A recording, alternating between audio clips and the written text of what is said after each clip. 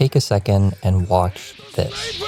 モンスターカードインフィニティクライマーなんだってそんなバカなことがインフィニティクライマーの効果は手札がゼロの時墓地にあるこのカードを自分のデッキの一番上に戻すことができる。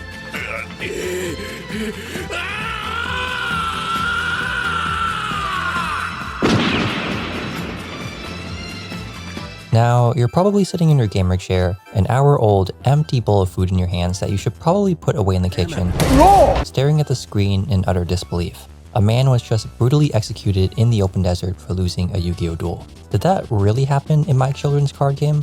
I can assure you, yes, it did. This scene was taken from Yu-Gi-Oh 5D's.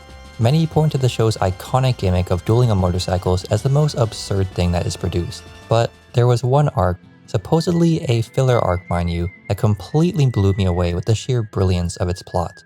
An arc set in the Wild West, an arc full of OSHA violations, torture, child abuse, an arc with, you guessed it, guns. Let's enter Crashtown.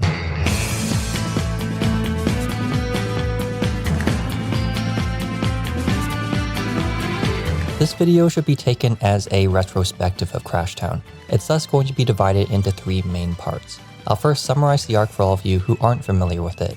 If you've already seen this masterpiece, you can skip forward to the second and third parts where I'll actually provide some objective analysis on it and then give my personal thoughts on the matter. Before you ask, yes, I'll be covering the Japanese dub version of Crashtown. You know 4Kids obviously wouldn't have shown you the scene you saw earlier. Though I will cycle through both characters' Japanese and English names just for my own convenience. Without further ado, let's begin. We open to Yusei riding his dual runner towards an isolated town in the desert. As he stops to scout the area, he finds a group of red scarf men ruthlessly torturing seemingly innocent people. Yes, those are indeed shock collars, by the way, you aren't hallucinating. Yusei is unable to stop them in the moment, but takes the scene as a forewarning to the dangers that might obstruct his current goal of finding someone he thought he had lost, Callan Kessler. For some brief context, Callan was one of Yusei's close friends in Satellite District growing up. At some point, the two had a falling out, and when the Dark Signers threatened the city's safety, Callan emerged as one of them. He battles Yusei out of hatred, commits some genocide along the way, though ultimately loses and realizes the fault in his actions. He had presumably died after that duel, though Yusei discovers via a contact named Barbara that Callan is very much alive and needs rescuing. The town we visit is called Crashtown. It's depicted as an old, rundown place akin to the towns you'd frequently see in traditional Western films. It also supports an abundant amount of dyne, a material crucial to dual runner construction. 2 factions struggle for control of this resource, Malcolm Group and Ramon Group, named very cleverly after their leaders Malcolm and Ramon. As the sun starts to set, Yusei and Barbara get to witness a dispute between them. Malcolm calls forth one of his group's strongest duelists, the Giant, to challenge Ramon Group for ownership over Crashtown. The loser, per the rules of the streets, will get shuttled to hell. Oh, sorry, not that hell, this hell. A labor camp in the mountains looming in the distance. Ramon Group naturally accepts. They're confident they won't lose. Why? This question is answered by the sound of a harmonica echoing across the billowing sands. The scene pans to the orange horizon as a dark-clothed figure emerges from the summer haze.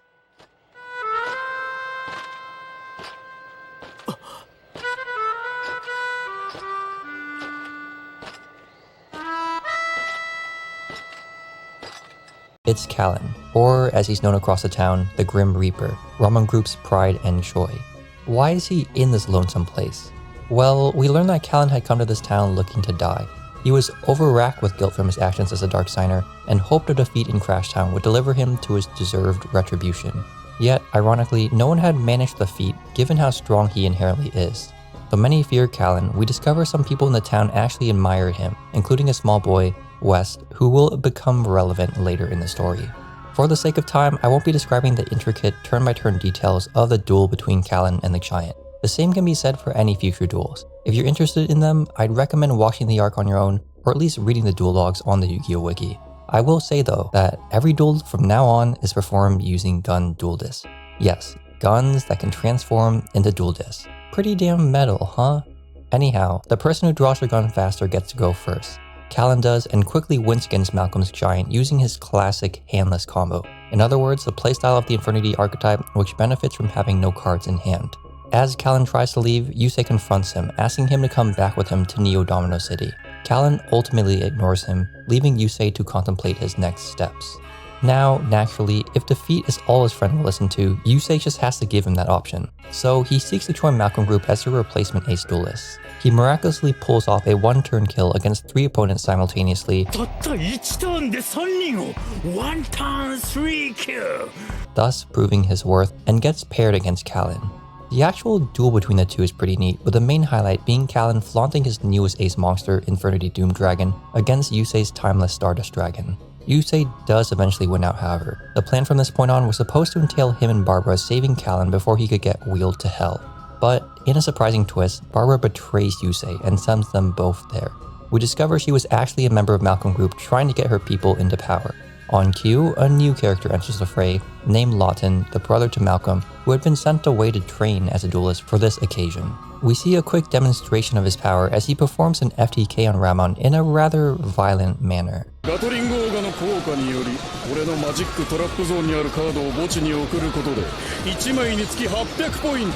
you thought this and Gun Duel Disc were meta, by the way, I promise you the arc only gets better.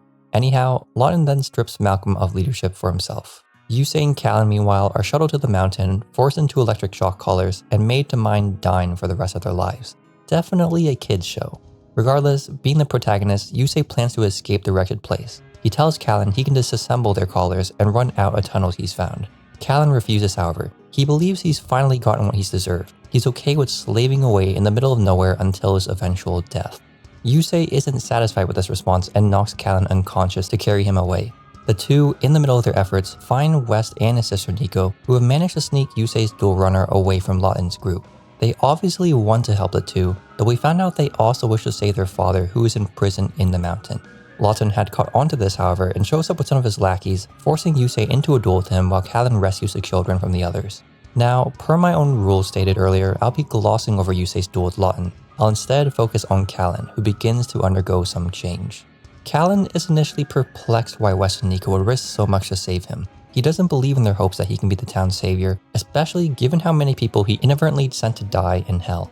Side note, this scene with a graveyard of gun duelists goes so hard. But yeah, in spite of this, West genuinely believes in Callan. The duelists have managed to inspire the kid to fight on and resolve the indifferences present in Crash Town. When West and Nico then save their father Sergio, the man also thanks Callan. He explains to him their similarities, how he felt he had only done harm with his life and had ended up in the mountain seeking to die. But in contrast to himself, Sergio believes Callan still has a strong will to live and that these sentiments can be used to save Crash Town. Slowly, Callan begins to shift his mindset. What helps push him into this role is the sacrifice of Wes and Nico's father to briefly escape Lawton's men.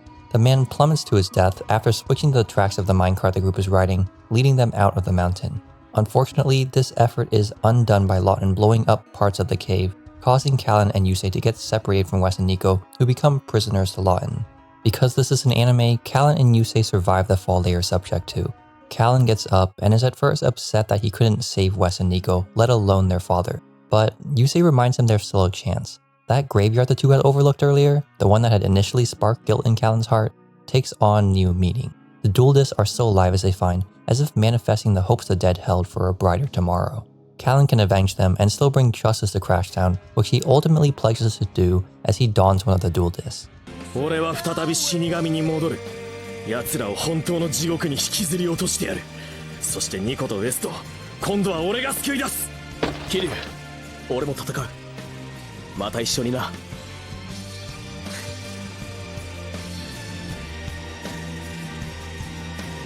The two return to the town and challenge Lawton to a 2v1, which he accepts. Several times, Lawton almost beats Callan. Yusei saves him in about half of these instances, reaffirming he still cares about Callan and that Callan should care more about himself too.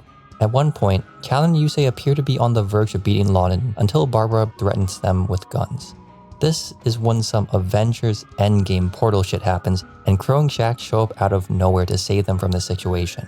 Lawton tries to escape, but Yusei, Crow, and Shaq keep his lackeys at bay so Callan can pursue him. The sun is setting, dust billows across the barren ground.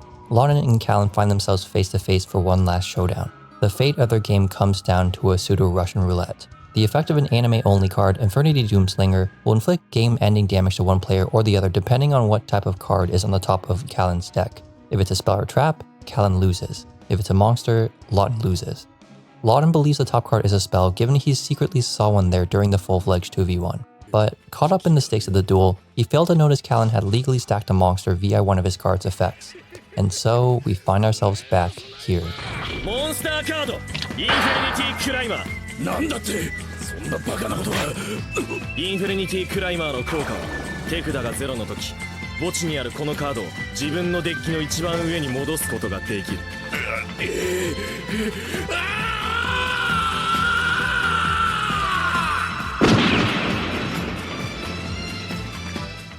In the epilogue, Yusei, Crow, and Shaq say farewell to Callan, who has chosen to stay in Crash Town. He has vowed to keep it safe and to help it grow as it dons a new name, Satisfaction Town, per the name of the 4 Duelists' original team.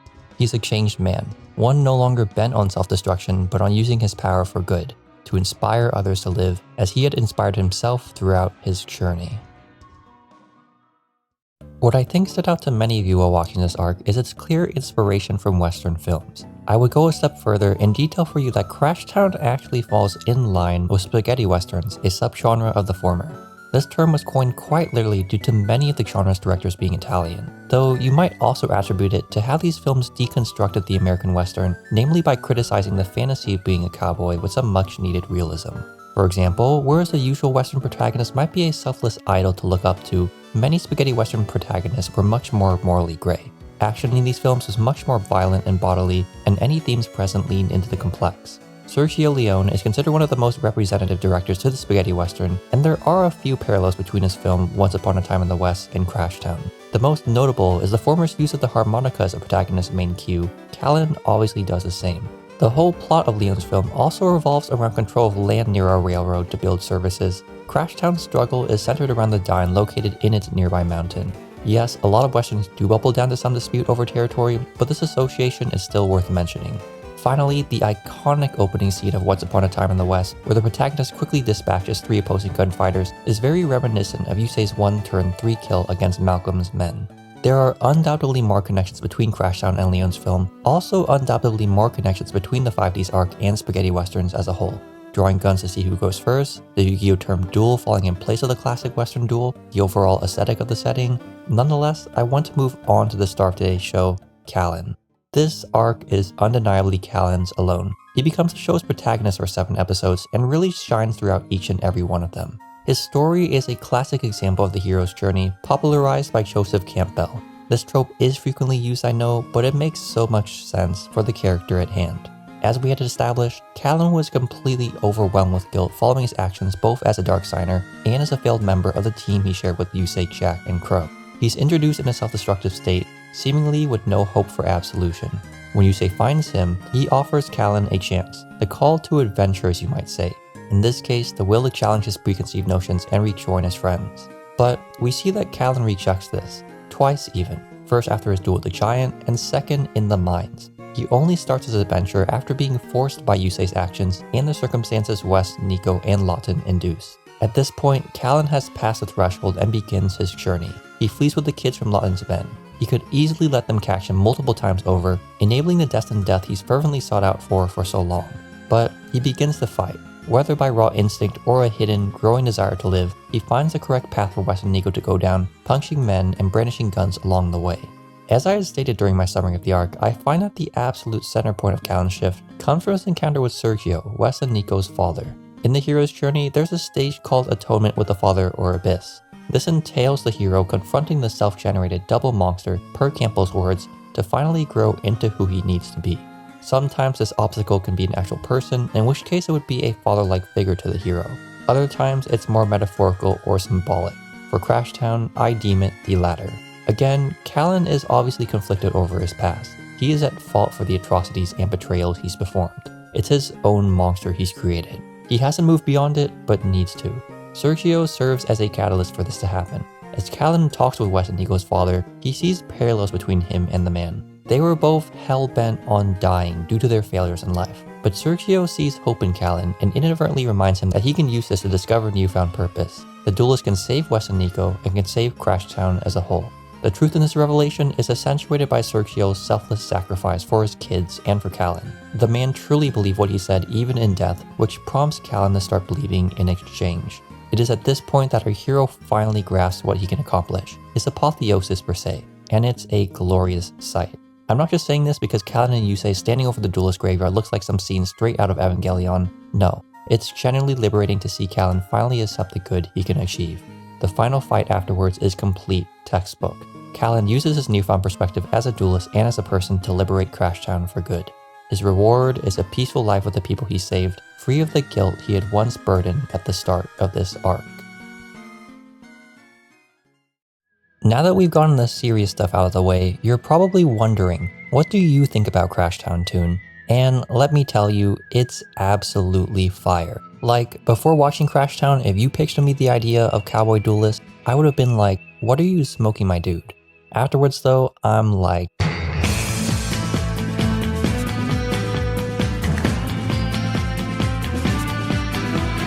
don't get me wrong, Cowboy Duelist is a completely absurd idea right up there with dueling on motorcycles. But it's that sheer lack of logic that made watching this arc so enjoyable. I had no expectations going in. I was even tempted to skip past the arc to get back to the Mechlord Emperor plotline. Yet, I gave Crashtown a chance and was hit with some of the most metal things I had ever seen in a Yu-Gi-Oh show. Gun duel disc, actual guns, labor camps, electrical torture, gruesome deaths, child hostages, Jack Atlas dropping based one-liners. I only lay a hand on a woman if she lays hers on a child. I was genuinely floored after each episode. It was amazing to see some of my favorite characters thrown into a completely foreign setting compared to what 5D's already offered. All of this while doubling down on some of the darker themes the series could explore. It felt like taking up one of those obscure side quests in an RPG for some extra loot, only to be swept away on a 3-hour adventure. And best of all, the arc really made me appreciate Callan as a character. I won't lie to you, I wasn't a huge fan of Callan before this. His backstory was neat, sure, with him initially leaving the original cast team over a misunderstanding. His ascension to Dark Signer status created a great foil to Yusei, and seeing Earthbound Capac Apu for the first time gave me chills. But he felt a little too over the top. And he died so abruptly in the first season that his arc felt incomplete. He doesn't get to fully atone for his actions. Sure, he does get to apologize to Yusei, but nothing more.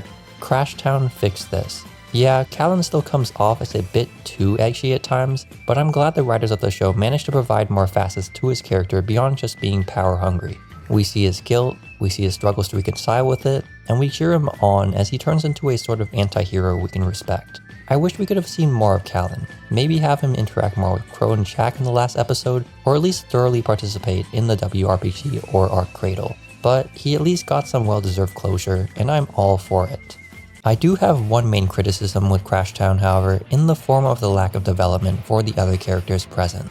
Yes, 5D's as a whole saw a lot of this. Akiza and my girl Carly get gutted after season 1. Crow is kinda shoehorned in during the Dark Signer arc, and stays rather stagnant throughout the remainder of the show. Leo and Luna are relatively lukewarm until Arc Cradle. It seems weird to judge a small 7-episode filler arc with the same verdict. Yet, given you're still watching this review, you did technically sign up for stuff like this. And it's crazy how some small fixes could have bettered the arc as a whole. To me, Yusei, Wes, Nico, all the villains too, they come off as caricatures. Yusei doesn't really undergo major change. He's really just a stoic hype man for Crashtown's entirety, constantly believing in Callan and doing everything to make sure his friend is safe. Sure, this is somewhat forgivable given other arcs in 5D's already challenged his character. Crashtown obviously shines the spotlight on Callan, and the hero's journey doesn't always require supporting characters to develop. Yet, we could have seen more nuance to Yusei for some additional substance. Maybe our beloved icon could have been more doubtful about whether or not he could have saved his friend, or showed a bit more disdain for Callan, given what he had previously done. West and Nico get more of a pass. They're just kids after all. I'm not saying that you can't write a complex, young character. After all, just take a look at the original Yu-Gi-Oh series. I was just comfortable with how innocently and wholeheartedly they looked up to Callan. It makes sense given who they are. Again, most kids do act like this. Yes, I do wish we could have seen them more distraught over their father's death. I think the writers kind of glossed over that too quickly. It would have also been incredibly interesting to see them question Callan's position, maybe blaming him for what happened. But I'm not enormously disappointed in the way these two were handled. The villains, on the other hand, they're all clearly just stereotypical evil for the sake of evil. Malcolm, Lawton, Barbara, they all just wanted power at the end of the day. If they had more complex motivations, they might have been more memorable, or at the very least more involving. For example, maybe the town had wronged one of the three earlier in their lives, leaving this plan being carried out as revenge. Or the town had initially been under their rule or their family's rule, and in an attempt to regain the upper hand, their methods became cruel. It's possible even that maybe they were victims of Callan's efforts while he was a Dark Signer and wanted justice for the man's wrongdoing when they heard he was here. There are a lot of options available, but the lack of them leaves Malcolm as some random side antagonist, Lawton as the FTK guy, and Barbara as a liar. Look, I'm obviously biased in saying all of this. I know there are a lot of people who could care less for Crashtown, especially since it's smack middle of the lead up to the WRPG. They might find the arc too absurd, too predictable in spite of the former, or just plain dull given the setting, characters, and/or story. Alternatively, maybe you really enjoyed the arc but disagree with some of my personal takes. I'm not saying you need to agree with the specific way I cherish this arc, and I honestly welcome your differing opinions in the comments below. At minimum though, I would argue that Crashtown is a great demonstration of the Yu-Gi-Oh anime's range. Dueling itself is a very simple concept. You're just playing with a bunch of cardboard hoping to win over an opponent. But what that win actually means and what leads up to it can be imbued with varying meaning. It could be as simple as attaining glory in a high-stakes tournament. It could be battling for the right to choose one's own future and the future of many innocent others. It could be to find forgiveness for oneself as it was for Callan, to grow from the mistakes of one's past and begin anew. In my eyes, Crashtown is one of Yu-Gi-Oh! 5D's best filler arcs. Everything I've talked about in this video emphasizes why it's important to me. Regardless of your stance, I'm thankful nonetheless that you took out some time from your day to watch me ramble on about the matter. It means a lot to me, and so in trade, if you have your own takes on the pseudo-western or your own favorite arcs from any Yu-Gi-Oh! Series, I'll happily welcome them in the comments below. Of course, after you remember to like the video and subscribe. Very important, of course, for growing the channel, but it also serves as a reminder to me that my efforts here on YouTube aren't in vain. If you're feeling generous too, you could donate to my Patreon, but that is somewhat extra. Otherwise, yeah, thanks again for watching the video, and I hope you have a good night.